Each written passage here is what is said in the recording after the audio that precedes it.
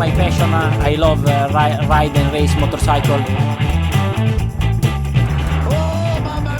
Et bonjour, bonsoir à tous et bienvenue dans ce nouvel épisode de la boîte à clapper. On est très content de vous retrouver pour un nouvel épisode où on va débriefer et analyser, décortiquer les courses et l'actualité MotoGP, Moto2, Moto3 après ce Grand Prix argentin. L'Argentine, c'est où? Ça se situe où? En Amérique du Sud. Et oui, bien sûr, je suis Julien Lepers, très content que vous soyez là.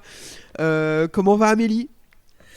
Ça va super, mieux que toi j'ai l'impression. Ouais, moi c'est pas trop la forme, mais c'est pas très grave. Je vous avais dit quand je prépare pas mes intros, ça dérape, je dis n'importe quoi, hein, donc c'est normal. On était prévenus. Comment va le M? Ça va et toi le cas? Bah écoute, ça va tranquille, est-ce que t'es d'attaque? Je t'attaque, mais quand j'ai vu la tête qu'elle a fait, elle était pas prête, ni pour Le l'intro, M ni et pour le ça. K. Bah oui, on a nos petits surnoms, je vous propose qu'on attaque avec quelques news. Alors, on n'a pas beaucoup, c'est le début de la saison, mais juste le cas Marc Marquez, on n'a pas eu le temps de revenir dessus, qu'on a enregistré dimanche dernier juste après Portimao. La sanction est tombée, il va prendre un double long lap. Alors il y a eu ça a beaucoup parlé parce que de base il devait le faire en Argentine, sauf que l'ami s'est blessé, il sera pas en Argentine. Enfin, il n'était pas en Argentine. Après, ça a dit oui, mais la sanction devait avoir lieu en Argentine. Alors s'il n'est pas là, eh ben, il n'y a pas de sanction, donc ça a gueulé. Donc on lui a dit, bah, tu feras ta sanction à Austin quand tu reviendras. Sauf que là, Repsol dit oui, mais c'est pas le règlement. Donc maintenant, il y a une bataille juridique. Ça nous fait chier. Grosso modo, je sais pas, qu'est-ce qu'on en pense de ça? Qu'est-ce que t'en penses, Amélie? Bah franchement je suis partagée parce que moi j'ai quand même un tout petit peu envie de soutenir la film. Je sais que vous avez trouvé ça chiant, Oui. mais d'un côté je pense que s'il méritait la pénalité, il doit la faire, je veux dire. Et puis en plus, moi pour le spectacle je trouve qu'il n'y a rien de plus beau que Marc Marquez qui doit remonter de loin. Donc ça me fait vrai plaisir qu'il la fasse à Austin presque. Maxime, est-ce que considérer que le pilote est blessé et peut pas courir n'est pas une sanction suffisante d'après toi? Ah, Ah bah oui, hein. non, on peut dire qu'il se sanctionne tout seul, mais le problème c'est qu'il emmène quelqu'un avec lui, quoi. C'est ça qui est le plus embêtant. Il nique la course de deux personnes, plus blesse Oliveira derrière, et je pense que Martin n'est pas super bien en point. Il est un peu blessé. Ouais, donc... Puis après c'est la récidive aussi, hein. C'est-à-dire que... Bon, après il avait prévenu apparemment de ce que j'ai compris au briefing, donc... erreur long lap, je pense c'était un long lap, je sais pas Surtout si c'est que double. Marquez il a mis un point d'honneur à dire oui, la sanction elle est méritée, je m'excuse contre Oliveira, blablabla. Le Ça a malin. duré 2 secondes ce discours. Hein. Le malin, la communication. Mhm. Mais Non, je pense que bon, après faut pas juger sur le fond ou la forme, on s'en fout. Enfin, la pénalité, je pense qu'il la mérite. Ce qui est un peu plus compliqué, c'est le règlement qui est un peu fait. Enfin, c'est compliqué, il y a des failles quoi. Donc encore une fois, Marquez fait changer le règlement. Mais bon, c'est comme ça. Enfin, je pense qu'on en a assez parlé, il faut passer à autre chose. Maintenant, il fera son double long lap s'il doit le faire. Il le fera pas si il le fait pas. Et puis, de toute façon, on verra bien. Hein. Yes, tout à fait. Moi, je suis d'accord avec ton analyse, Amélie, à dire que j'ai envie de le voir faire à Austin, vu comment il est fort là-bas, ça pourrait nous donner du spectacle. Très Ouais, clairement. ou refaire la même chose. C'est possible aussi. Deuxième news, le retour de Jonas Folger qui a annoncé après la grave blessure de Paul Espargaro. Notre ami allemand va venir pour quelques courses essayer de le remplacer. On l'a pas vu depuis 2018 ou 2017. 2017 sûr il était là et 2018 je sais plus.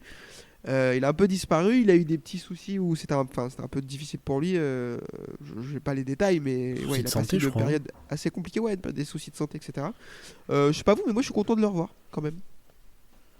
Ouais, ça fait plaisir de le revoir. Quand il était chez Tech 3, c'était du niveau Zarco. Hein. Ça roulait fort les deux là. Ça se tirait Ouais, lourd, hein. c'était deux C'était quand très même très bons solide. rookies, ouais. Carrément.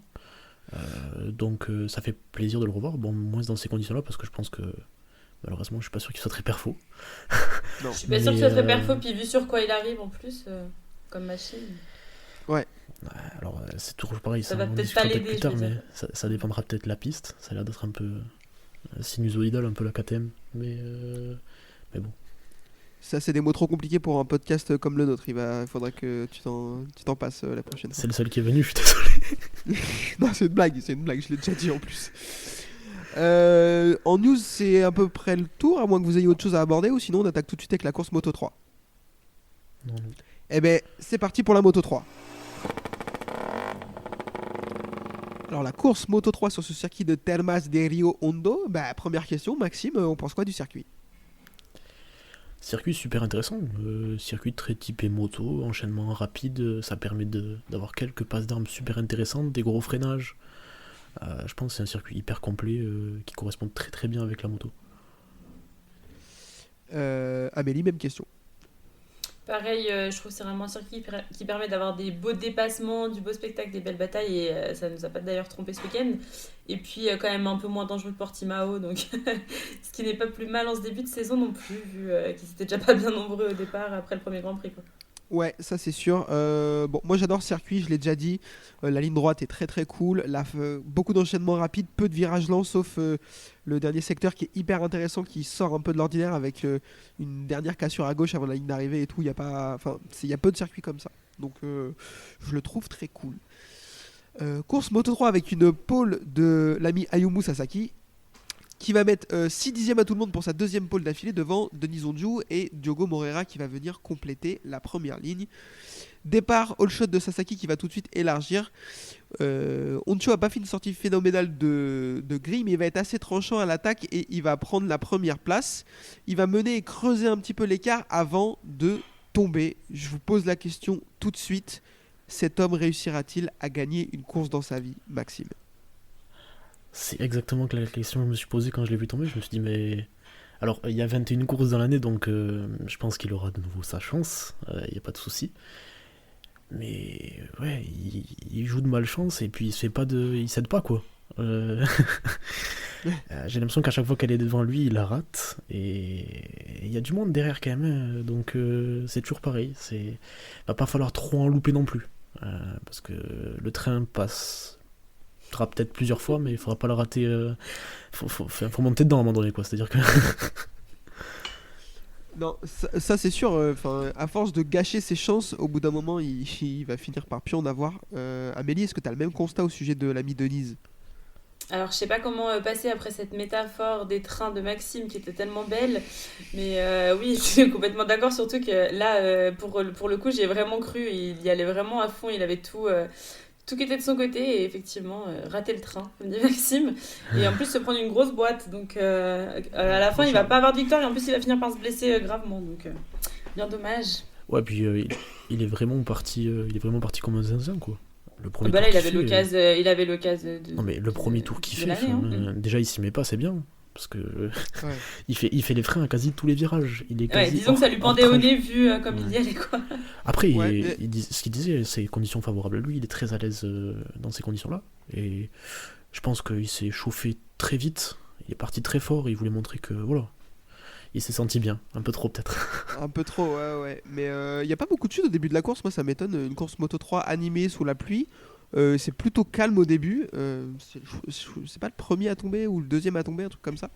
Donc ça m'a étonné. Ça va bien se rattraper à la fin de la course. Vous inquiétez pas, ça va être un beau bordel après. Derrière, il y a notre ami Almanza qui sort de nulle part. Sa deuxième course en carrière, il remplace Joël Kelso. 25, il part 25e, il se retrouve deuxième tout de suite. J'ai pas compris. Est-ce que tu t'attendais à ça, toi, Maxime? Mais je sais pas qui c'est, mais en vrai, gros coup de cœur pour le mec. Enfin, Ouais. t'en parleras dans le déroulé de la course, mais c'est le seul qui tient la P2 toute la course, hein, parce que tous ceux qui passent à sa place, ils tombent, hein. La P2, elle était vraiment maudite. Et vraiment bluffé. Moi pareil, je m'attendais pas du tout à le voir. Il avait juste fait une course à Valence l'année dernière, il termine loin. Là, le mec, il se monte tout de suite. Enfin, cool pour lui, même si ça va pas très bien se Ouais. finir, on va en reparler. Après la chute de Honshu, c'est Suzuki qui se retrouve premier. Et il va réussir à créer un écart et s'échapper. Spoiler, ils vont pas le revoir. Il va être vraiment très très fort. Et il va leur mettre plus de 7 jusqu'à. Enfin, il va compter jusqu'à 7 secondes d'avance. C'est des choses qu'on voit pas beaucoup en Moto 3. Donc assez incroyable. Derrière, il y a un peu de bagarre, mais c'est quand même. J'irais pas jusqu'à dire calme, mais bon, c'est pas la folie en milieu de course. Mazia est là, il commence un petit peu à se montrer et il arrive à s'échapper même de la troisième place pour aller essayer de gratter jusqu'à Suzuki. Derrière, Ayumu Sasaki essaye de s'en sortir lui aussi après sa belle qualification. Il va prendre un volume monumental. Je sais pas si vous l'avez vu, mais c'est un miracle qu'il se blesse pas. Mais il part P1, je pense, si je dis Ouais. pas de bêtises, ouais. Il fait Ouais, double il met pole, 6 donc dixièmes je à tout le pense monde en que qualif. Hein. Ils se chahutent un peu tous au départ, avec Almanza, tout ça, ils se bagarrent pas mal, et je pense que ça lui a mis les manches un peu de voir l'autre partir devant tout seul, et du coup, c'est un des premiers à s'être chauffé à vouloir le rattraper. Ouais. Et ben non. Ouais, la galère. Mais du coup, ça s'est pas très bien passé pour lui. Il essaie de repartir, la moto elle est tordue et tout. Il dit frère, arrête, lâche l'affaire. Derrière, Puis il y il a se la une prend en 2 remontée. temps en plus. Pardon, je Comment? suis désolé, mais il se la prend en 2 temps. Il commence à prendre un high side, la moto raccroche, il reprend un coup de Ouais. raquette. Ah non, Terrible. là il prend cher. Il prend vraiment un gros volume. Derrière, il y a David Minos qui commence à remonter parce que ça se passait pas très bien pour lui. Il était 15ème. Mazia continue sa petite échappée et il va chuter. Amélie, est-ce qu'on est étonné de la chute de Mazia? À ton avis? Est-ce on est plus étonné de la chute de lui ou de Honshu du coup pour le coup? Alors moi je suis plus étonné de la chute de Honju parce que Mazia c'est bon. Ouais. Quand même. Il fait, mon père dirait, il fait le guide des bacs à gravier d'Europe. Il est en train d'écrire ça. Du coup, il a besoin de matière pour son livre.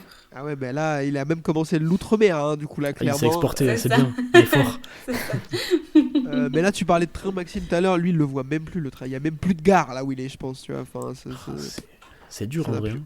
aucun sens.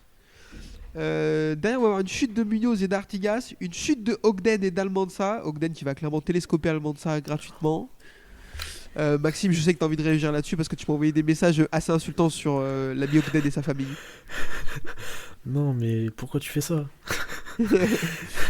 Il lui a saccagé sa course en vrai, ça, à Almanza, c'est terrible parce que je trouve que c'est un des plus solides dans le groupe. Le mec est jamais là, il arrive et il se bat toute la course pour la P2, mais raisonnablement en fait. Il est dans son rythme, il arrive à tenir tête à ceux derrière. Tous ceux qui veulent s'échapper, arriver à se mettre dans le rythme du premier, ben ils arrivent pas, ils tombent tous. Et lui, Ouais. il est là, il se bagarre. Enfin, le mec, c'est sa deuxième course en Moto 3, il arrive à se bagarrer avec les cadors. Enfin, c'est puis sous la pluie quoi, c'est assez impressionnant et il vient se faire saccager la course par un vieux gars là. Vraiment, il lui met une vieille attaque, elle est immonde en plus. Bref, attaque Moto 3, hein, mais ça fait chier pour lui quoi.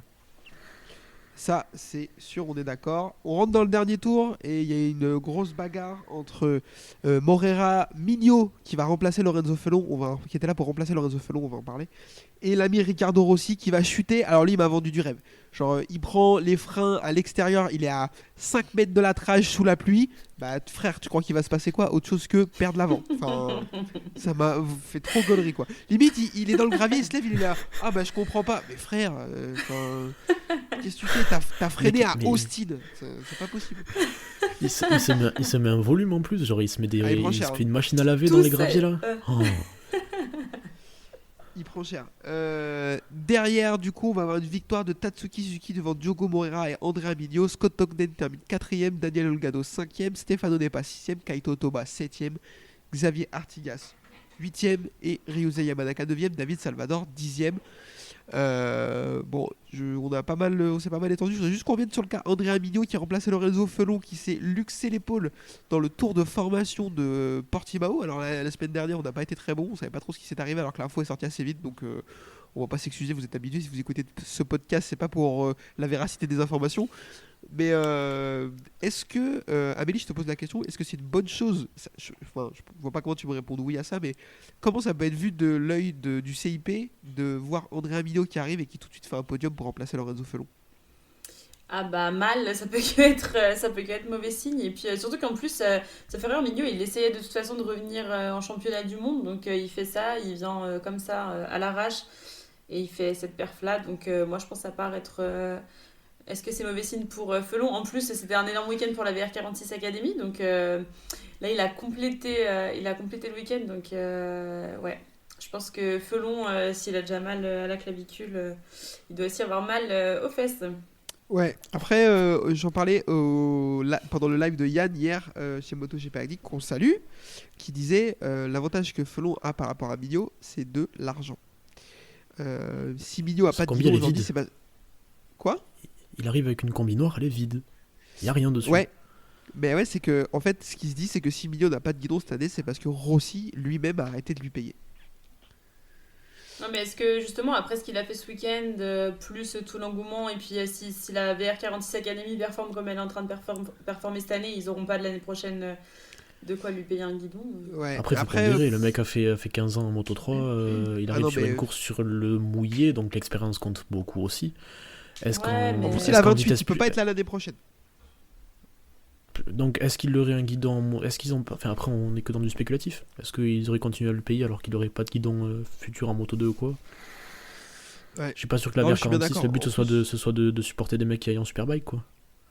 Non, bah non. Et puis en plus, je sais plus ce que j'allais dire. Ah oui, en plus, Felon a un contrat cette année, hein, donc à un moment donné, contractuellement, Oui, il il peut pourra pas le remplacer. Non. Mm. Bon, mais forcément, ça donne pas une très belle image, ça c'est sûr. Après, on sait pas quand est-ce qu'il va revenir non plus, Felou. Non, il s'est fait opérer. On sait pas, on n'a pas de Parce date que de retour autant, pour l'instant. autant Emilio, après ce week-end, il va peut-être le remplacer aussi plus durablement et à voir ce que ça donne, quoi, selon ce qu'il arrive à faire. Très Ouais, clair. surtout que Felon, de ce qu'il disait après la course, c'est qu'il était vraiment pas pressé de revenir, quoi. C'était que Ouais. je pense qu'il a. Déjà, il traînait une vieille blessure de fin de saison dernière ou des tests. Il est retombé dessus. Pendant les tests, je crois. Et donc, il s'est refait mal pendant le tour de mise en grille, sûrement. Ouais. Et donc là, vu l'enfer qu'il a vécu en début de saison, je pense qu'il préfère prendre son temps. Et...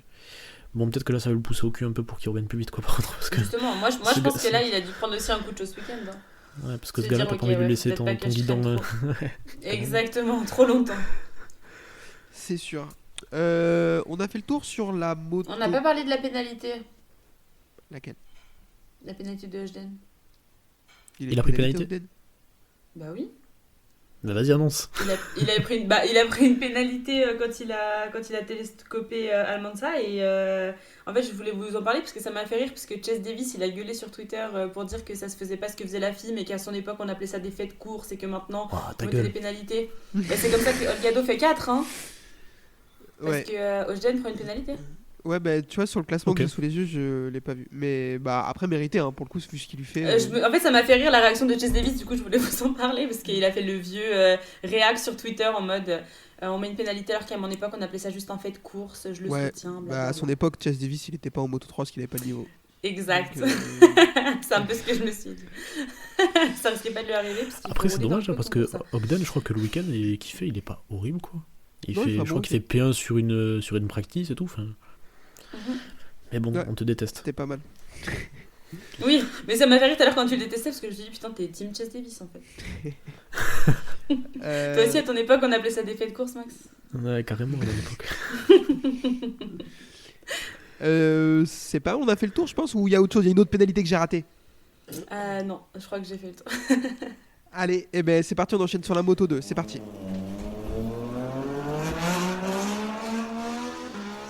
La course Moto 2, toujours sur le circuit d'Argentine, hein, ça n'a pas changé. Course sous la pluie aussi, course réduite de 14 tours.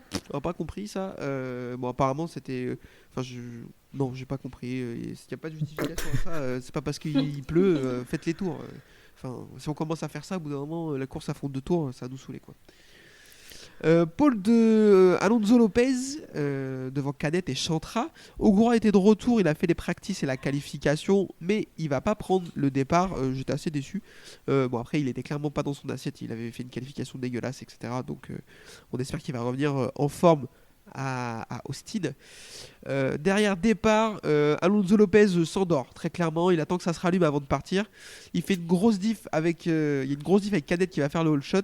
Ben oui, mais c'est normal. Alors ça m'a fait trop rire. C'est toi qui m'as noté, Maxime. Il a jump start. Non mais mec, il a pas de jump start. Je pense qu'il s'est pas arrêté. En fait, quand le tour de mise en grille, hop, il est reparti tout de suite, le mec.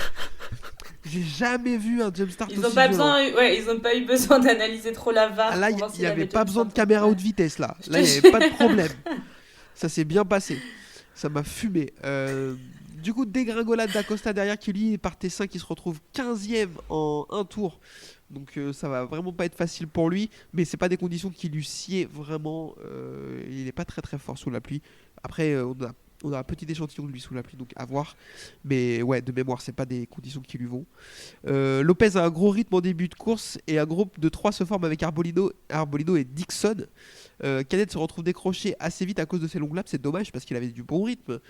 Mais il va rien pouvoir faire, hein, très clairement, ce sera trop dur pour lui. Garcia solide dans le top 10, il va finir 5ème en partant 28ème. Maxime, je te pose la question, moi il m'a vraiment impressionné. Garcia, il va gagner 23 places sur la course là. Et il a fait un long lap aussi. Et un long C'est lap. solide, ouais. Il prend un long lap en plus. Mhm. Non, franchement, on le voyait remonter. Enfin, j'ai commencé à faire attention à lui quand il était P10. Je me dis, mais qu'est-ce qu'il fait là, lui?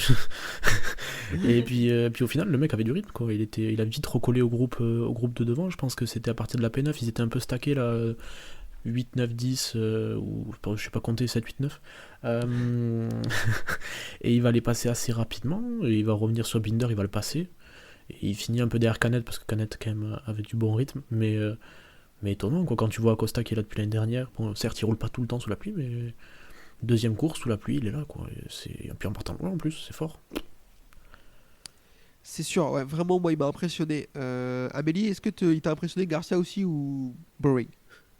Non, franchement, il m'a impressionné. Et puis, en plus, le fait qu'il ait fait le long lap, moi, ça me tue. Mais c'est comme Canet, faire 4 et 5 alors qu'ils ont pris un et 2 long laps, je trouve ça encore plus marquant, tu vois.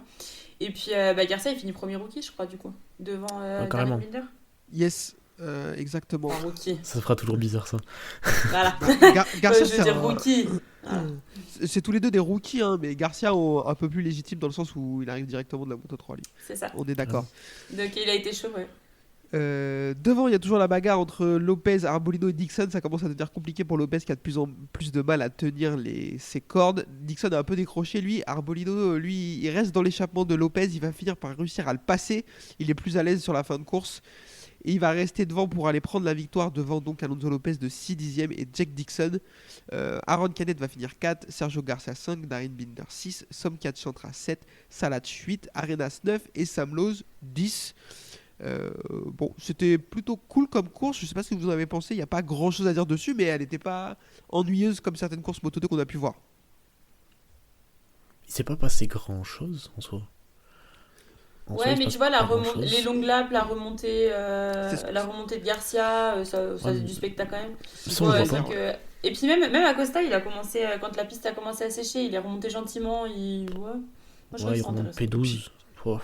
Ouais, il remonte P12, mais il a quand même fini par remonter par rapport à ce qu'il faisait. Je trouve que la bagarre Lopez-Arbolino, elle était cool sur la fin. Mhm. Après, carrément, c'est un peu comme Portimao, quoi. Où il y en a un qui. Enfin, ils se suivent pendant un moment et c'est à celui qui fera une erreur, l'autre passe, quoi. Acosta n'avait pas fait d'erreur à Portimao, Ouais. là Lopez l'a fait. Puis après, bon, les mecs, je pense qu'ils sont quand même pas loin de la limite, quoi. Donc faut pas faire l'erreur sous la pluie, quoi. Ça pardonne pas. Donc, Yes. non. Course intéressante quand même, hein, attention. Puis Arbolino, mine de rien, régulier, quoi. Il fait bonne ouais. impression à Portimao, où il a un peu de mal à se mettre en route, si je dis pas de bêtises, mais il a quand même du gros rythme en milieu de course et il finit bien. Il finit pas trop loin des deux de devant. Et là, bonne maîtrise, quoi. Je pense qu'il est plus vite, il sait qu'il est plus vite et il attend juste l'erreur de l'autre et après il finit sa course, quoi. Il est pas beaucoup plus vite, mais c'est maîtrisé, quoi. Yes. Du coup, on n'a pas fait le point en Moto 3, mais là on peut faire le point vite fait au championnat. Il est en tête, Arbolino avec 41 points, devant Canet 33 points et Acosta 29 points. Donc ça va être un client, Arbolino. Moi je l'attendais pas trop. Je voyais une lutte Canet Acosta Lopez, mais Arbolino, il va falloir compter sur lui également. Carrément. Surtout qu'il a l'air d'être bien niveau régularité, là, pour le coup. Enfin, c'est que 2 courses, hein, mais... Ouais, les puis garçons, même il capitalise. Je pense qu'il capitalise sur sa fin de saison l'année dernière qui est très très bonne. carrément. Puis si tu regardes, il a déjà pris. Je pense qu'il a déjà plus de 10 points d'avance sur Acosta en tout cas, Ouais, il en a Ouais. 12, ouais. il me semble. Ouais. Donc, Donc même au niveau des points, il capitalise un peu. yes, exactement. Je pense que c'est pas mal pour le Moto 2. Est-ce que ça vous dit de passer au plat de résistance, à savoir le Moto GP? Ouais. Eh ben c'est parti, Moto GP. Moto GP donc avec cette course sur le circuit de Termas de Rio Hondo. Calif la Q1 va être sur le mouillé, la Q2 un peu sur le séchant, ça va être des conditions un peu bizarres. Et c'est le frère de, ça m'énerve, donc je le dis juste pour dire que ça m'énerve. C'est Alex Marquez qui va réussir à se tirer les marrons du feu en slick. Il va prendre le pari et réussir avec Marco Bezzecchi et Pecco Bagnaia. Les trois vont sortir en slick et les trois vont prendre la première ligne. Derrière Morbidelli, Vignales et Zarco vont compléter la deuxième ligne. Quartararo partira 10e. Il sortait de la Q2, de la Q1 Quartararo. Il a dû passer par la Q1 parce que son week-end est dramatique. Mais on va en reparler. Derrière course sprint, all shot de Morbidelli qui va pas freiner. Donc du coup c'est Alex Marquez qui va réussir à prendre le meilleur départ et virer en tête après le premier virage. Ça fait un classement Morbidelli 2, Marini 3, Bezzecchi 4 et Brad Binder. Oui, Brad Binder 5e, il partait 15e. En plus, alors je sais pas si vous avez vu, sa sortie de grille, je te pose la question Max, elle est pas si folle. Mais par contre, il enroule tout le monde dans le premier virage. C'est un truc de fou furieux. Il est archi incisif dans les premiers virages. J'ai l'impression que personne ferme la porte au premier virage en fait. Ouais. Et du coup, lui, il voit un trou, il y va. Parce que de toute façon, il a rien à perdre, hein, il part 15ème. On peut pas lui en vouloir. Il fait pas une. Ouais, voilà. Donc, pas d'une sortie gris ouf, mais je sais pas, il prend peut-être 5-6 mecs au premier virage.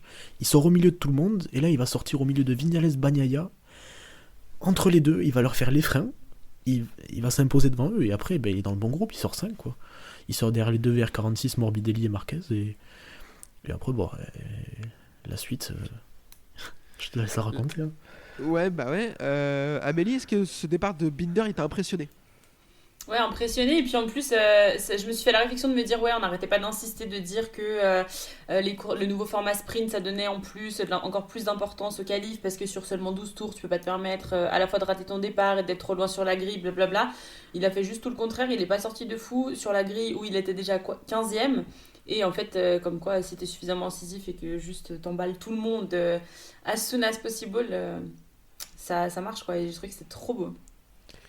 C'est clair, il nous a fait le spectacle, l'ami Brad Binder. On est un peu habitué à ça, il est capable de nous sortir des choses assez invraisemblables de nulle part comme ça.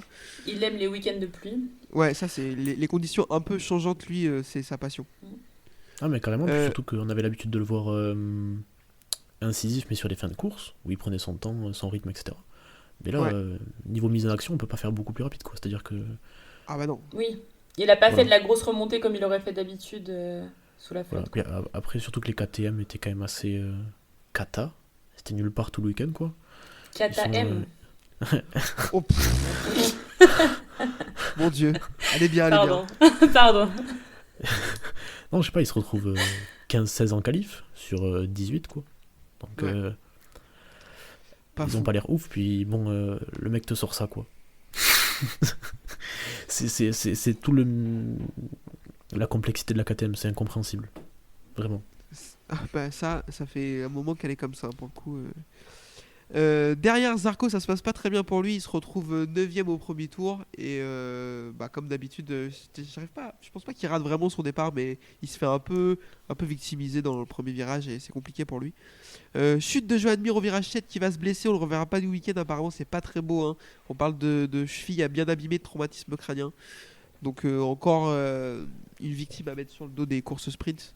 Je sais pas vraiment si c'est le cas, mais en tout cas, c'est une blessure de nouveau qui arrive pendant la course sprint. Je pense qu'il est vraiment en vrai, tout le week-end. Hein. Ouais, mais ils étaient quand même que 17 au départ, alors qu'on est que le deuxième au départ, en tout cas dimanche, on est que le deuxième Grand Prix de la saison. Je trouve que c'est quand même un peu significatif pour les courses. Ouais, après, le fait que ça soit un back-to-back, ça gêne un peu, quoi, parce que je pense que s'il y avait eu un peu plus de temps, ils auraient eu le temps de remplacer les pilotes qu'il fallait. Ou la plupart seraient peut-être déjà même revenus. Des c'est Marquez ça. ou quoi, ils seraient peut-être déjà là. Puis bon, t'aurais peut-être eu un Bradle qui aurait roulé sur la Repsol, j'en sais rien, tu vois. Mais ça, on adore. mais Mir qui prend un énorme high-side encore, hein. Une Honda qui envoie encore un mec. Enfin, je sais pas ce qui se passe devant lui, je crois que c'est Giggia qui. Les Grésini, je sais pas ce qu'ils avaient ce week-end. C'est sorti de l'enchaînement de 3-4, je crois. Ils prenaient souvent une espèce de petit coup de raquette en sortie. Je sais pas si c'est dans celui-là, je pense que c'est après, ça n'a rien à voir. Mais bref, ils prenaient souvent des coups de raquette dans celui-là. Et la sortie de virage, pareil, je pense. Ils sont sur l'angle. Didier, je crois, c'est devant lui. Prend les gaz et en fait, il prend une espèce de coup de raquette. Donc derrière, Mir, je sais pas du tout ce qu'il fait parce qu'on le voit que de loin sur une caméra de Spargaro ou je sais pas. Et en fait, je sais pas, il relève ou il lâche les gaz ou quoi. Il prend une espèce d'high-side, il se fait jeter, mon pauvre. Je sais pas qui c'est qui disait ça, mais je crois que c'est Marquez qui disait que la Honda, t'as pas grand chose de permis, quoi. Si tu sors de la fenêtre dans laquelle elle marche, t'es puni, mais t'es pas puni, genre tu perds pas juste l'avant, quoi.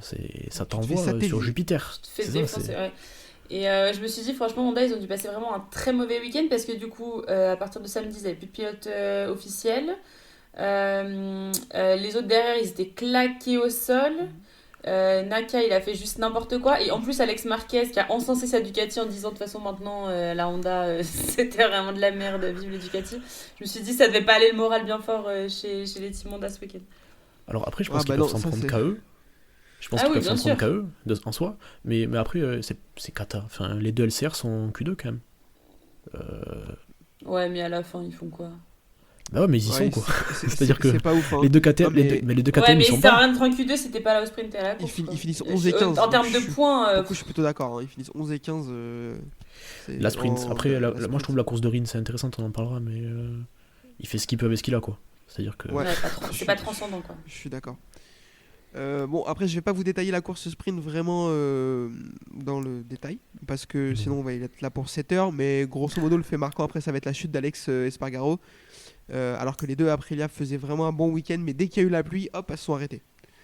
Alors la carrément. course, la sprint était sur le sec, mais on en reparlera, mais j'ai pas compris ce qui s'est passé, parce qu'elles font un vendredi monumental, les deux Aprilia. Et ils sortent et P1 et derrière, P2 de la extinction. Practice 2. Ouais. C'est ça. Et derrière, on a clairement une extinction. Du coup, c'est Brad Binder qui va l'emporter parce qu'il va réussir à grappiller tout le monde petit à petit. Marco Bezzecchi est pas loin de réussir à le prendre. Il manque 2 virages. Il finit à 72 millième. Donc le mec était déjà fort. Et c'est Luca Merini qui va finir 3ème. Franco Morbidelli va finir 4ème. On essaiera de s'étendre sur le week-end de Morbidelli tout à l'heure parce que là, il y a pas mal de choses à dire. Zarco va finir 13ème. Apparemment, il a eu un problème de pneu arrière. On sait pas si c'est le pneu en lui-même ou la pression, mais il y a eu un gros souci sur son pneu. Il avait aucun grip.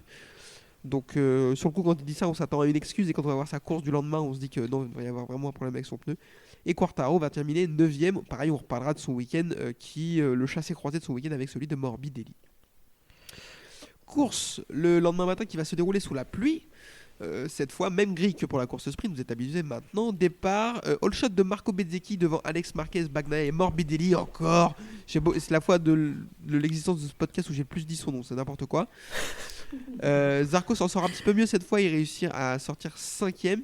La visibilité a l'air très très compliquée, il y a beaucoup d'eau sur la piste, donc bon ça les pilotes sont habitués également. Binder va chuter tout de suite dans le virage 5, il va se faire un peu... Je sais pas ce que t'en penses Maxime, est-ce que bon c'est un fait de course mais qui est le plus à blâmer sur l'accrochage, est-ce que c'est lui ou Vignales? Aucun des deux. Enfin, à la limite tu peux dire Binder parce qu'il ouvre vachement la porte, mais après Vignales il va, quoi. Ouais. Il ouvre la porte et puis il passe large. Vignales il monte pas sur le vibreur, hein, donc non. Fait de course, il élargit, l'autre passe.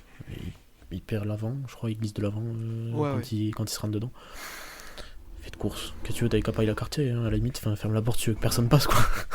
Ouais, c'est Très sûr. con, hein, mais bon. C'est vrai. Derrière, notre ami Takaaki Nakagami va jeter sa moto à l'intérieur d'un virage où se trouve Monsieur Fabio Quartararo qui va complètement lui ruiner sa course. Je voudrais qu'on revienne un petit peu là-dessus. Il n'a pas été pénalisé, Nakagami. Je trouve que ça commence à faire beaucoup. Amélie, qu'est-ce que tu penses de cet accrochage? Est-ce qu'il aurait mérité un petit long lap, l'ami Nakagami? Et bah non, franchement, je trouve pas. Ah ouais.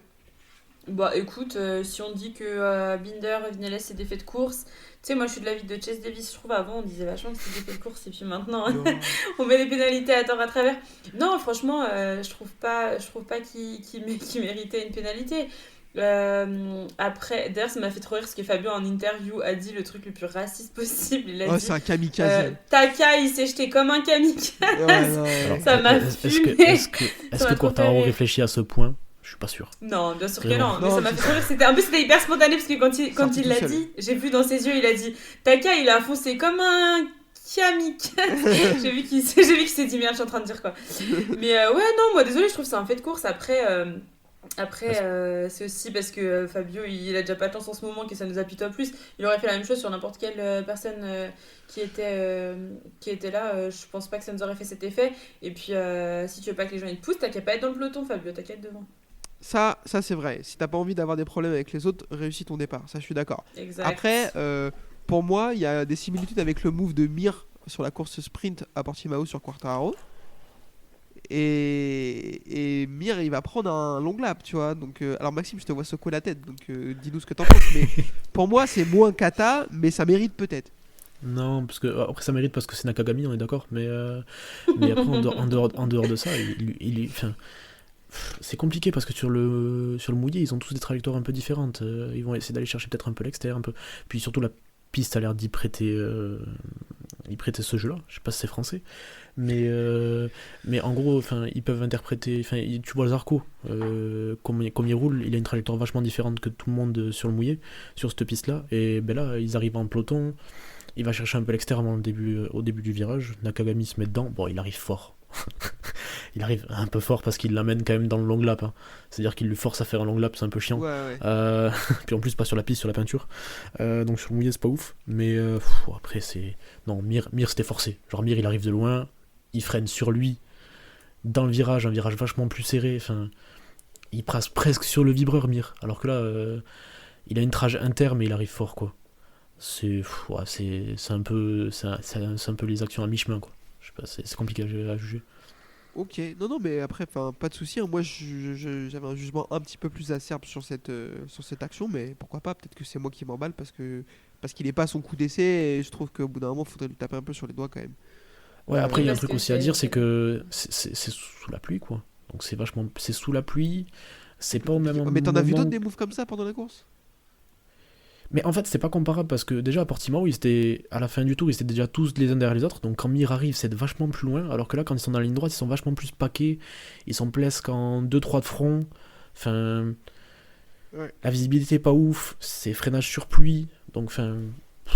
Puis Quartararo est large, il est pas sur la trage. Hein, alors que Mir le sort vraiment de la trage à Portimao. Ouais. Euh, Non, c'est moins pire, mais c'est moins pire, mais bon, je sais pas. on peut lui excuser en vrai. Je pense que, enfin, en tout cas, à mon avis, c'est pas la pire de sa vie à Nakagami. Oh, non, la pire de la sa vie, c'est Faut quand pas il est allé rester, c'est goûter pas. la graisse de chêne de Bagnaia en Catalogne l'année dernière. Derrière, notre ami Marco Bezzecchi prend la tête et imprime un rythme d'enfer que seul Alex Marquez va réussir à suivre et encore pas très longtemps. Même course que Suzuki, je vais pas vous faire le suspense, il n'y en aura pas, il va s'échapper, personne va le revoir.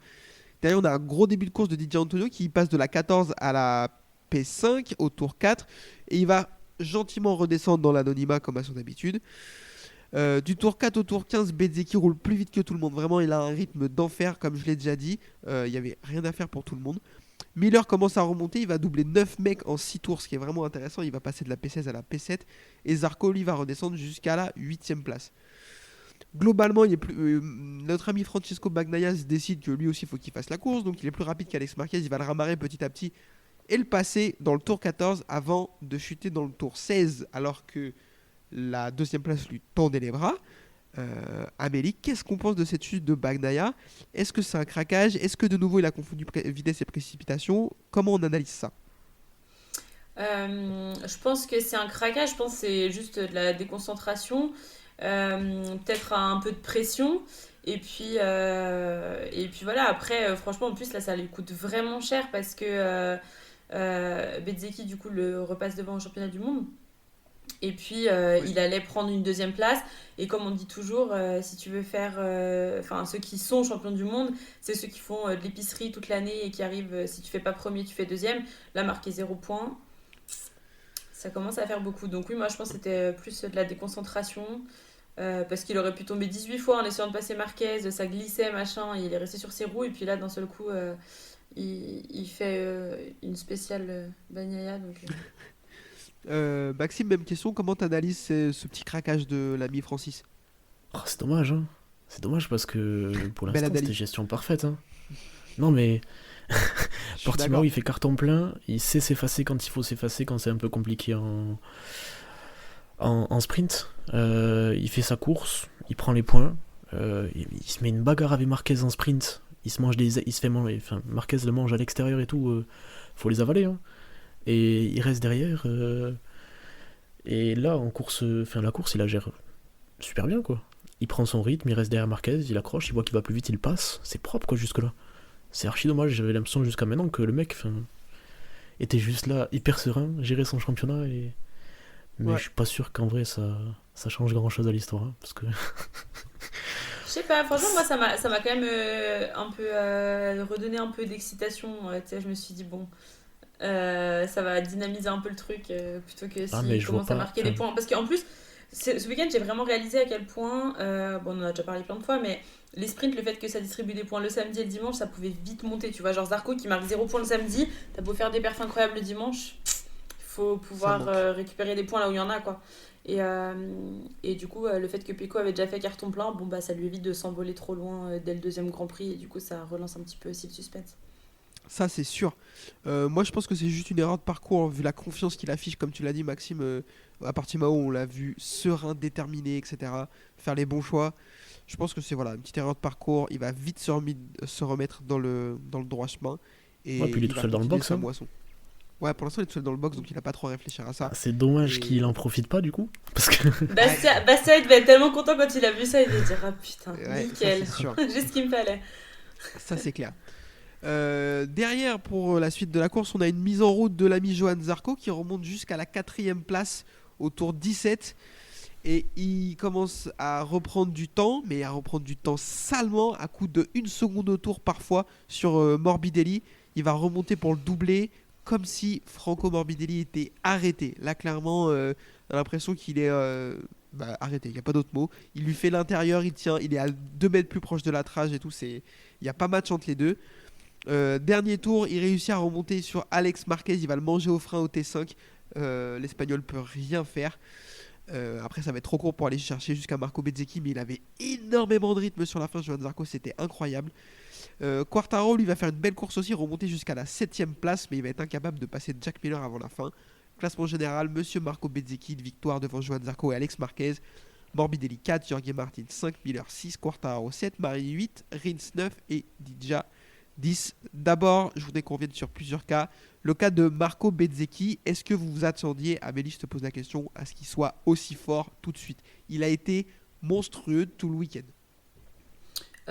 Ouais, franchement, je l'ai trouvé incroyable et c'était vraiment trop beau. Mais franchement, j'étais pas si surprise parce que il a toujours montré qu'il avait ce potentiel-là. Est-ce que c'est ce circuit-là qui fait que ce week-end il était encore plus chaud que les autres fois? J'avais juste l'impression que ça nous pendait au nez une histoire comme ça. En plus, ça a été encore plus beau parce que comme c'était un week-end où avec la pluie et tout, de gérer un truc pareil et une avance pareille sur le mouillé, c'était encore plus beau. Mais je suis pas surprise en ce sens que j'avais quand même l'impression que ça allait finir par arriver. Et je suis trop contente pour lui. Et j'ai trouvé ça trop cool. Ouais, franchement, c'était super, c'était bien géré. En plus, il n'y a pas grand chose à en dire parce que c'était juste incroyable, tellement d'avance, aucune bagarre, rien du tout. Juste une main de maître. Et franchement, ouais, c'était pas usurpé du tout comme victoire par rapport à d'autres. Et je pense qu'on aura l'occasion d'en voir encore beaucoup du coup quand tu vois ce qu'il est capable de faire là. Maxime, avant de te donner la parole sur Marco Bezzecchi, je vais juste donner mon point. Moi, je l'attendais fort, mais pas aussitôt en fait. Je m'attendais à ce qu'il réussisse à en gratter une peut-être en milieu de saison, un truc comme ça, sur une course un peu chaotique, il se tire les marrons du feu parce que c'est un malin, etc. Non, le mec, deuxième course de la saison, il roule sur tout le monde. Est-ce que tu t'attendais à ça, toi? Je suis comme Amélie, en fait, je suis pas étonné. C'est-à-dire que j'aurais plus été étonné que Zarco fasse le week-end qu'il a fait. À contrario, tu vois. Mais vraiment. Mais tu vois, je sais pas, j'ai regardé les courses, ça m'a pas. Je me suis pas dit, oh ouais, mais qu'est-ce qui lui arrive, genre. Je trouve sa courbe de progression et elle a pas de pause en fait. Ouais. C'est-à-dire que elle est très linéaire et là presque elle a presque pris un boost. Et à voir comment il va gérer ça plus tard, mais week-end très solide. Le mec, il est monstrueux en sprint. En sprint, je pense que s'il se fait pas chahuter comme il se fait chahuter avec des scies, hein, tu connais, on coupe du bois, mais s'il se fait pas chahuter comme il se fait chahuter en début de sprint, il la gagne. Parce que dès qu'il est un peu libre, il double tout le monde et il revient archi fort sur Binder, il finira même pas un dixième de lui. Et donc là, il a le champ libre dès qu'il le veut, dès qu'il le peut. Et il montre à tout le monde que c'est lui qui avait le rythme ce week-end et qui était le plus fort, quoi. Très clairement. On fait la bise à Ophélie, qui est présidente du fan club français de Marco Bezzecchi, qui était dans un état... Ça, il n'y a pas de mots. Donc voilà, on lui fait la bise. Elle est présidente adjointe trésorière seulement. de la com. Et c'est parce que c'est la seule membre en fait. C'est surtout ça. Et elle s'occupe de suite Vietti également. Mais grâce à ça, en fait, grâce à la victoire de Marco Bezzecchi, je peux choisir un tatouage pour Ophélie. Donc je vais réfléchir à ça. Vous inquiétez pas. Idées? Je ne vais pas vous décevoir. Pilote suivant sur lequel je voudrais qu'on s'attarde. Johan Zarco, rapidement. Il fait une course incroyable. On sait que quand il est en pneus pluie, que les pneus sont usés, c'est le meilleur pilote du monde. Le rythme qu'il avait à la fin, il mettait 1 seconde 2 à tout le monde. Enfin, il est monstrueux, Maxime. Monstrueux. Pour une fois qu'on arrive à comprendre, à retrouver ce qu'il nous dit en interview, c'est quand même assez intéressant, quoi. Parce qu'à la fin de la course de Portimao, il te dit que il arrive à rouler différemment, avec des trajectoires différentes des autres, et qu'il arrive à enfin faire ce qu'il veut avec la moto. Et ce qui m'a marqué à la fin de la course, il sort plus court du 4, je crois. Il sort mais avec une trajectoire qui a ni queue ni tête. Personne l'a fait, il l'a fait même pas avant, et là il la sort, on sait pas pourquoi. Il tourne plus court et il va lui taper les freins. Il sort archi court, il fait, je sais pas moi, peut-être 10 mètres de moins, j'en sais rien, tu vois, parce qu'il sort vachement plus court. Il fait la ligne droite même pas dans la spi, il va le chercher au frein tellement il est confiant. Enfin, Lorsqu'il fait un où est Marquez, passé... Marquez, je pense qu'il va en rêver, hein, parce que ce qu'il lui a fait au dernier virage de Portimao, c'est sale. Là, ce qu'il lui a fait, c'est sale. Je pense qu'à Austin, s'il a dans le dernier tour, il voit Zarco plus 0, il va être là. Non, pas encore, pas encore, pas Non, encore. mais il y a des coups de pied qui vont, il y a des coups de pied qui vont revenir comme à l'époque, hein, mais Oh, non, c'est pas le même Marquez, tu comprends. c'est la famille. Et non, franchement, une confiance dans la moto. Bon, espérons que ça dure plus qu'une demi-saison, mais ça fait plaisir. Ouais, très clairement. Amélie, vite fait sur Zarco, je pense qu'il n'y a rien de plus à dire. Il a été monstrueux en fin de course de nouveau, quoi. Ouais, il a été monstrueux. Après, moi, j'étais effectivement un tout petit peu déçue le samedi du coup au sprint parce qu'il marque aucun point. Donc, pour mine de rien, le championnat, il est quand même chaud, il est quand même là, mais il faut quand même aussi essayer de marquer des points sur le sprint. Après, il avait fait un méga bon départ samedi. J'étais trop contente du départ qu'il avait fait en sprint. Je pense que c'est assez rare pour être souligné. Ouais. Et sinon, ouais, il a été vraiment chaud dimanche. Et ouais, il a besoin de ça de toute façon, Zarco, d'avoir la confiance. Après, ça m'a fait rire Randy Depugnet sur Canal, quand Zarco était 8ème, il dit voilà, Zarco, comme d'habitude, il pourrait bien faire, mais il manque quelque chose. Et là, il a fait la remontada de l'année. Ça m'a fait rire. Et puis, ouais, ce qui me fait rire aussi, et je suis d'accord avec Randy Depugnet pour le coup, c'est que le mec, enfin Zarco ne peut pas faire une course linéaire en mode il part, il se bat devant et il reste devant. Il faut d'abord passer par la 8ème place, puis faire la remontada de l'année pour faire une telle performance. Donc bon, peu importe la façon dont on y arrive, mais c'est toujours spectaculaire. Donc ouais, du grand Zarco, c'était trop beau. Et puis j'espère que la confiance que ça lui aura donnée, parce qu'on sait qu'il marche assez comme ça, va lui permettre de tenir du coup la suite. Après, il faut quand même noter qu'il y a de la progression, quoi. C'est-à-dire que Ah oui, de ouf. 4 départs corrects, et puis il n'y a plus de... Quand il a son passage à vide, sa mise en route très lente, il n'y a plus de descente à la 15e place. Il remonte pas de... Mhm. Parce qu'en fait, Ouais. c'était exactement les mêmes schémas de course l'année dernière, mais Mhm. sauf qu'il tombait vachement plus loin. Parce Donc, qu'il il a faisait dû- des encore plus mauvais départs. Ben, parce qu'il faisait des mauvais départs, en fait, c'est ça. Et il mettait du temps à se mettre en route, et puis à milieu de course, je sais pas pourquoi, il sortait le meilleur temps en tour. T'étais là, mais frérot, t'es 15ème, t'es chiant. Là, il part de moins Quand tu loin, pars de puis 8ème, ça va déjà mieux. je suis pas sûr qu'il serait allé chercher la victoire quand même, pour le coup. Genre, autant on peut avoir des regrets Non. à Portimao parce qu'il met du temps à se mettre en route et il aurait peut-être pu finir sur le podium. Mais Et il aurait pu si c'était un Bagnaia à 2 secondes, quoi. Mais là, vu ce que faisait Bezzecchi, c'était juste pas possible. mais Il lui là, restait pas ouais. assez de tours de toute façon. Bezzecchi était trop fort. Bezzecchi, je pense qu'il est sur une autre planète ce week-end-là, il peut pas y faire grand-chose, puis il se serait peut-être fait mal au crâne à essayer de le suivre. Donc, Ouais. c'est Et le très problème, bien c'est comme que 27 tours, s'il faut descendre 8ème, remonter jusqu'à machin, t'as pas assez de tours, quoi. Il lui faudrait 5 tours de plus, Zarco, pour faire une victoire. Non, mais c'est ce que je disais après, Euh, c'est-à-dire que même s'il avait fait un bon départ, il aurait peut-être pas gagné, donc il n'y a pas de regret à avoir là-dessus, quoi. C'était très beau. On est d'accord. Avant de parler des trajectoires croisées de nos deux amis Yamaha et de conclure là-dessus, je voudrais qu'on parle vite fait de Alex Marquez. Très très vite fait. Il fait un super week-end, première pole en carrière en MotoGP. Il fait 2 belles courses, sprint et course du dimanche. Il va prendre un podium. Moi, j'en attendais beaucoup de lui cette année et il montre qu'il va falloir compter sur lui parce que maintenant qu'il a une bonne moto, c'est pas que un frère d'eux, quoi. Maxime, qu'est-ce que t'en penses? Il fait un super début de saison, même Ouais. parce que, attends, je vais regarder ça vite fait, mais 4ème au championnat. 4ème non, au mais c'est championnat, propre. week-end solide à Portimao, il fait une grosse course le dimanche en partant de loin. Là, il part devant, il est capable de tenir le rythme de ceux de devant. Grosse bagarre avec Bagnaia en sprint. Et puis là, il tient le rythme, quoi. Il fait sa course solide, pas d'erreur. Il relâche un peu, Bagnaia passe, mais lui tombe. Non, franchement, rien à dire. Amélie, est-ce que tu veux rajouter quelque chose sur Alex Marquez? Bah, je pense que la Ducati, c'était le meilleur truc qui pouvait lui arriver finalement, parce que, puis en plus, il l'a dit tout le week-end, hein, que cette nouvelle moto faisait aussi beaucoup du coup de son succès. Et c'était clairement ce qu'il fallait attendre. Et bah, on va pas revenir sur ce qu'il a fait samedi, mais je tombe, je fous le feu à ma moto, je cours jusqu'au stand, je reviens, Incroyable. je fais premier. Du Dans Marquez. les 15 minutes, j'avais le cœur qui tapait je sais pas combien. Incroyable, quoi. En plus du spectacle, je veux dire, c'est pas il gagne en étant discret, en faisant un truc un peu boring mais régulier. C'est en plus du beau spectacle. Donc franchement, c'était trop bien. Et du coup, ça me fait un peu penser à cette théorie qu'on avait au preview. Est-ce que c'est moi qui avait cette théorie claquée? Bref, de dire que potentiellement, le fait que Alex Marquez ait mis un pied chez Ducati, est-ce qu'à la fin du contrat Honda de Marc Marquez, ça pourrait avoir un impact? Moi, quand je vois comme Alex, il encense la Ducati, c'est aussi un petit coup de pied en disant la Ducati, elle est bien, mais la Honda, elle était surtout vraiment claquée. Et est-ce que finalement, on va pas un jour aussi voir Marc Marquez courir sur une Ducati Ce si serait son bien. petit frère il roule plus vite que lui, il va falloir commencer à se poser des questions. Donc non, franchement, trop beau Alex Marquez. Ce serait très Alors, je bien. pense que déjà, il faudrait que Marquez il arrive à la fin de la saison en un seul morceau pour pouvoir rouler l'année prochaine. Et merci Ducati quand même, parce que Ouais. heureusement que c'est pas Yamaha qui distribue 8 motos à des gens, parce qu'ils sont capables de distribuer 8 motos, mais à des gars qui roulent bien. Et Ouais. ça permet d'avoir des Ouais. courses assez incroyables le week-end. Ouais, puis comme Franchement, quoi finalement Alex Marquez, bon, à la fois comme dit Kevin, n'est pas seulement le frère de, mais en plus si tu lui donnes quelque chose qui roule, il peut rouler. Je veux dire, il y avait vraiment aussi un vrai problème sur ce qu'on lui a proposé jusque-là, quoi.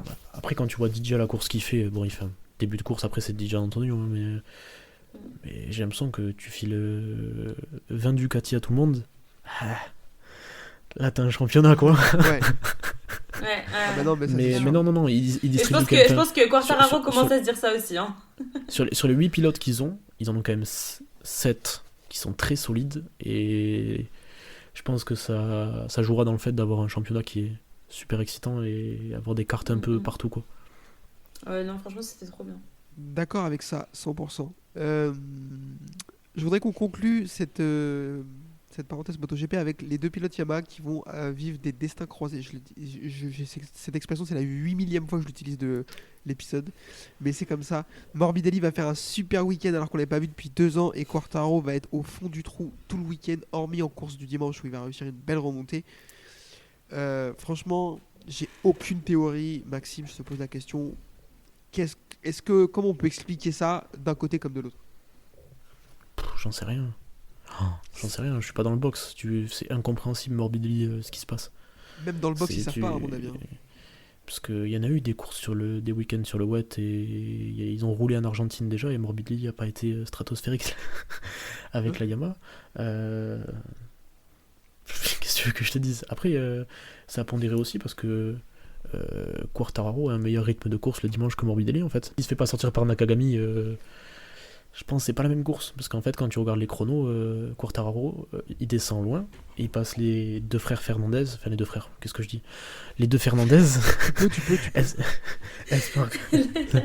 Espargaro au tour 11 et à partir du tour 11 il est dans les chronos de Bezzecchi qui continue à creuser sur ceux qui sont derrière lui. Donc en fait c'est 2 week-ends je pense archi frustrants pour lui parce qu'on le voit pas forcément à l'écran, mais il a le rythme en fait. Le dimanche sous la pluie mec, il a le rythme de Bezzecchi. À partir du tour 11 jusqu'à la fin de la course il est aussi rapide, voire plus que lui parce que Bezzecchi relâche à la fin. Mais qu'est-ce que tu veux faire? Enfin, Ouais. il se fait sortir quoi, tu peux rien y faire. Et c'est dommage pour lui, mais voilà. Et autre point, c'est la Yamaha qui tient la KTM dans la ligne droite et qui tient la Ducati de Marini dans la ligne droite aussi. Il se Elle fait a pas été doubler, si Morbidelli. cata dans le bout droit. Ouais, Morbidelli, il a bien tenu le choc. Ça, c'est la bonne surprise du week-end, moi, je trouve. Tu vois. Puis je pense que autant on peut pas trop analyser parce que on sait pas ce qui se passe, c'est incompréhensible. Enfin pour nous en tout cas. Mais c'est bien pour Yamaha. Parce que Fabio Oui. va arrêter de rejeter la faute sur tout le monde parce qu'il a dit que de toute façon s'il avançait pas c'était la faute de son coéquipier qui faisait pas le job. Mais du coup Ça là il m'a a fait fait le trop job. rire comme Fabio, il l'a insulté la semaine dernière, mais aucun respect quoi, c'était vraiment incroyable. Et là, Morbidelli est en mode ah ouais, ok. Mais après, Ça c'est va. dommage. Ouais. Enfin, Morbidelli, il a qu'à nous écouter s'il veut performer, du coup. Parce que nous, ça fait 2 ans qu'on l'insulte. Hein, donc, Bien sûr. Si c'était juste ça, il fallait demander. Hein. ouais, y a pas de problème. Hein. Non mais Insulteur enfin, de Franco, son métier. Tu sais. Le mec, il te paye 2000 coup, je par pense mois pour lui dire t'es nul. je pense Vas-y, que pardon. non, y a pas de souci. Pour Yam, c'est que du positif ce week-end-là. Parce que autant de toute façon, on en avait rien à attendre. Et Quartararo fait un week-end, mais immonde. Genre, dès qu'il rentre dans le box, il jette ses gants, il jette son casque. Enfin, il crie dans son casque en qualif. Enfin, il y arrive pas, quoi. Et de l'autre côté du Ouais. box, il prouve qu'il est capable de performer. Et du coup, j'espère que ça le fera se remettre en question. Et que ça poussera l'équipe vers le haut, quoi. Qu'ils arrivent à avoir 2 pilotes qui marchent. on est 100% d'accord. Est-ce que tu veux ajouter quelque chose à ça, Amélie? Quand en interview, ils ont demandé à Fabio et sinon, vous voudriez dire quoi concernant la performance de votre coéquipier? Une petite analyse, il a dit ouais, bah c'est super, ça nous fera des données pour Yamaha. Il a dit ça, Le mec, oh il là savait là. plus quoi dire. Ouais, je te jure, il savait plus quoi dire. C'était vraiment en mode vous l'avez insulté la semaine dernière, est-ce que vous souhaiteriez vous excuser? Ouais, ça fera des données, c'est pas mal. Et ouais, franchement, Franco, il m'a tellement tué. Je te jure que le samedi, je me suis dit, c'est quoi ces essais qu'il a fait? C'est un hold-up, le mec a fait un méga hold-up. Il fait le sprint, je me dis putain, c'est pas possible, comment il peut faire ça 2 fois de suite par hasard sans faire exprès quoi. Et dimanche, je me suis dit putain, en fait, il y arrive. Et ouais, franchement, c'était cool. Puis je trouve que ça fait aussi un petit peu les pieds à Fabio, mine de rien, de pas pouvoir rejeter la faute, même si effectivement en interview j'ai pensé à toi Maxime qui disait la dernière fois, ou Kevin, je sais plus lequel de vous deux disait la dernière fois que vous trouviez que Fabio était un petit peu plus humble et qu'il avait une autre approche, et j'ai trouvé que là ça se ressentait un petit peu ce week-end. En même temps, quand t'as fait 2 week-ends aussi claqués, t'as pas trop le choix au bout d'un moment que d'être un tout petit peu plus humble aussi. Et je suis vraiment d'accord avec Max. Je pense que Fabio il a aussi une petite part de malchance parce que finalement, que ce soit la semaine dernière ou cette semaine, il a le rythme du podium, juste les circonstances font que. Alors est-ce qu'il se fout lui-même dans des circonstances parce que bah, si tu fais pas des bons départs, si t'es dans le peloton, il t'arrive des embrouilles. Mais en termes de temps, si tu regardes au chrono, il a le rythme, et c'était exactement pareil la semaine dernière, il a le rythme pour aller chercher le podium, juste, bah, encore une fois, si tu pars 26 et qu'il te manque la moitié de ta moto, c'est plus compliqué de revenir premier, même dans les rythmes de Bezzecchi, quoi. Très clairement, je suis assez d'accord avec ça. Je vais pas vous paraphraser du coup. Est-ce que vous voulez revenir sur un autre cas avant qu'on passe au quiz? Moi, j'aimerais juste parler un tout petit peu des Aprilia parce Vas-y. que j'ai fait ma petite mon petit pari avec ma cagnotte BetClick sur laquelle il me restait déjà que 3 euros par rapport à la semaine dernière parce que j'avais parié sur Marquez et Oliveira sur le premier Grand Prix. Là, ce week-end, je me dis, ouais, franchement, les Aprilia vendredi, elles étaient trop chaudes. L'année dernière, à l'H Espargaro, il avait gagné ici. Je me dis, allez, je parie sur Maverick. Le samedi, j'y croyais encore. Il fait 5e, il est 5e, je crois, aux essais. Et après, ça a été lamentable. J'ai pas compris ce qui leur est arrivé. Et clairement, la pluie. Mais franchement, c'était trop décevant. J'ai trouvé les Aprilia ce week-end. Alors que, clairement, quand sur le sec, ils en avaient les moyens, quoi. Et je me dis, ça doit avionner dans le box Aprilia pour chercher des solutions concernant la pluie. Parce que c'est juste pas possible de perdre autant alors qu'ils avaient tellement de potentiel en début de semaine, quoi. Personne, j'ai l'impression, dans les autres équipes a un tel gap quand il s'agit de rouler sur le mouillé, c'est abusé. Non, c'est sûr. Ouais, C'est sûr. Viñales c'est nulle part. Hein. Viñales il finit à 7 secondes d'Augusto Fernandez. C'est dur. Ça n'a aucun sens. Alors que aux essais samedi, il est 5e, je crois. Ouais. Il se qualifie 5e. Il se qualifie Donc, 5ème, faire ils font 5ème sur la P1, P2 de grille, la practice. Ouais, exactement. Genre, c'est pas possible d'avoir un tel gap quand tu roules sur le mouillé. Surtout Personne dans les autres équipes est aussi claqué juste parce qu'il pleut, quoi. Surtout qu'Alex Espargaro termine 15ème à 36 secondes de la tête, alors que d'habitude, c'est des conditions qui le vont bien. Donc, non, il y a clairement à avoir un souci sur la moto parce qu'en général, il est fort sous la pluie, Alex Espargaro. Donc, Sachant que l'année dernière, c'est là où il gagne, c'est abusé, quoi. Ouais. Maxime, est-ce qu'il y a un point que tu vas aborder? Non, Rins qui arrive à être dans le rythme de Marini, je trouve ça intéressant quand même avec son tréteau. Rins il finit Après, c'est à un une pilote seconde qui est de fort Marini. sous la Quoi. pluie. Hein. C'est un pilote qui est fort sous la pluie, Alex Rins. Ouais, mais enfin, il faut l'être sous la pluie avec Honda. Non, bien sûr. Je suis d'accord. Et Comme c'est pas Martin, vraiment la pluie, hein, je crois, pour Rins, là. Jorge Martin, un peu transparent. il fait une bonne course. Martin, il fait quoi, 6e? 5. Ouais, mais après. Mais oui, c'est vrai qu'il a pas été très. On le voit pas du week-end, mais en course, il fait sa course, il termine dans le top 5. Moi, je trouve ça va. Par contre, il fait pas un bon week-end dans la globalité, je suis d'accord. Mais c'est typiquement le week-end où il fait des erreurs normalement. Donc. Déjà, il a fini la course dimanche, c'est pas souvent. Merci beaucoup de nous avoir écoutés. En tout cas, c'était très cool. On sera de retour dans 2 semaines à Austin. Je sais pas encore sous quelle forme, sous quelle équipe. On sait pas du tout. On va essayer de faire tourner un petit peu et faire se reposer les petits nouveaux peut-être un jour parce que ils donnent beaucoup. Donc on va essayer de les reposer. Je vous remercie énormément d'avoir été là tous les deux. Je vous rappelle pour nous suivre Twitter, le groupe Facebook, le groupe Facebook, le Dorchi du MotoGP, et pour nous écouter Deezer, Apple Podcast, YouTube, Spotify, la meilleure appli parce que Deezer c'est claqué au sol. J'adore cracher sur cette appli, je sais pas pourquoi. Merci beaucoup, je vous dis à la prochaine. Merci. À la prochaine, mec. Vous êtes toujours content d'être là ou vous êtes déçu d'avoir dit oui? On est là. Merci beaucoup, à la prochaine, merci de nous avoir écoutés, salut. Merci. Salut.